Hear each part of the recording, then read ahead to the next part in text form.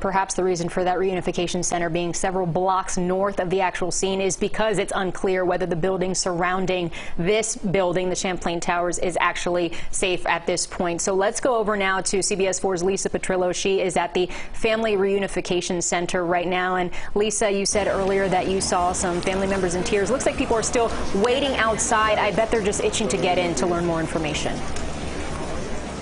Yes, guys, so I got a little closer. They actually won't let us get past that entrance point. I got a little bit closer and spoke to some of the people. And so the right side of the building are people that were in the front part of the building, right side of the building inside, are people that slept inside since the morning that were in the front part of the building that was okay. The left side of the building are from the next door neighbors, the building right next door called the Solara, and that building was emergency evacuated here as well. Obviously, they heard everything. We talked to a young couple in their 20s who are babysitting their 5 nieces and nephews here. They're on vacation from Charlottesville. They said it was the most frightening thing. They heard what they called a wave. They said it sounded like a really strong wave in the water, and all of a sudden they started to just feel the building just completely swerve. They ran down the stairs, and they said the dust was unbelievable, and they ran out with these little kids, and then they were eventually taken here where the kids are inside and just want to go home. They're here from Virginia. They just want to go home. They were scared to death. We also spoke to a couple just moments ago, a mom actually and her 2 sons, teenage sons, who came here to bring water. They are neighbors. They live down the street, and they have 3 friends that live in that South Tower. She has been calling them all morning long. She has not been able to reach them. She was on the verge of tears. She's trying to stay positive. She says maybe they're in the hospital. It's just surreal what is happening here. As you know, I don't usually cover this kind of stuff. It's incredible to see it up close and personal. The emotions that are in the air. People are shaking. Again, there's a lot of people inside, and they're trying with these COVID restrictions to stop that and keep as many people down, but they have people sleeping there, and then they have people hysterically coming inside trying to find their loved ones. So it's a very scary situation, a very sad situation in here.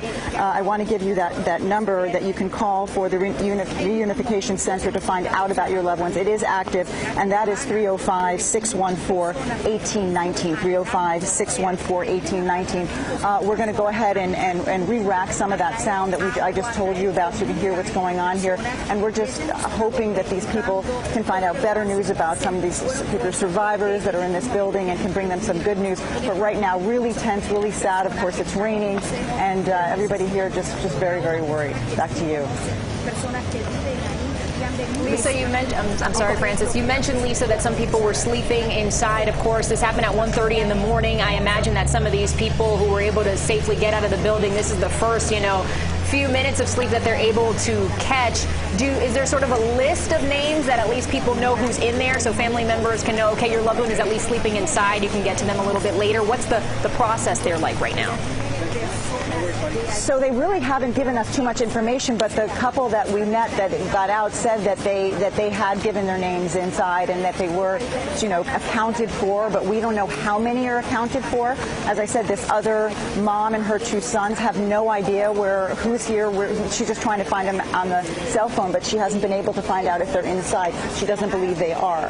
So yes, people are giving their names, and they're told that they cannot go anywhere near the building because it's so unsafe, because it's right next door. It's the Solara building right next to the building, the back of that building that went down on the ocean. So again, it's just sort of like hurry up and wait to see what they can find out. And she also brought water and bubbly water, and people are coming here trying to do whatever they can to help out. They're wondering if they should drop off food. Neighbors are coming together. The lady actually said a wonderful thing. She said in these troubling times where people are on opposite sides of the political spectrum and all this tension, she said people are realizing they're just people and people want to help each other. So it was a really uplifting moment to hear her say that, which we'll show you that a little later on. Yeah, Lisa, that is just such an important reminder. And 2 accounts that really stand out to me as I see you there at the Family Reunification Center is some of our live crews earlier talking about a man rescuing a 12-year-old boy but not knowing the status of his mother. Brooke had talked to someone who was talking about a 10-year-old boy. It sounds like there were a lot of children sleeping in their beds, and I can't even imagine the fear they must have felt. A worse nightmare situation, as Brooke put it for us this morning. Are you seeing a lot of families there and a lot of young kids? seeing families, young kids, seeing older people. Some of these are vacation homes, vacation apartments people are renting out or using from other friends. The two 20-year-old boyfriend and girlfriend are here with their nieces and nephews, so they just want to get to their tablets and get home. They're scared. So yeah, we do see kids inside. I've had seen older people inside as well. Mixed families. Just, I mean, honestly, a slice of life is inside that building right now. And as I said, many of them slept there overnight. Others on both sides, whether they were in the first building or in the building next door, and then just people coming in to try to police. You know, this is my mother inside this building. So we're trying to get a little closer. They're not letting us get too close right now, but they're also being helpful in giving us information. And we've just had people come that are leaving or just kind of want to come and talk to us. So we're trying to find out as much information as we can. But definitely a very somber situation right here.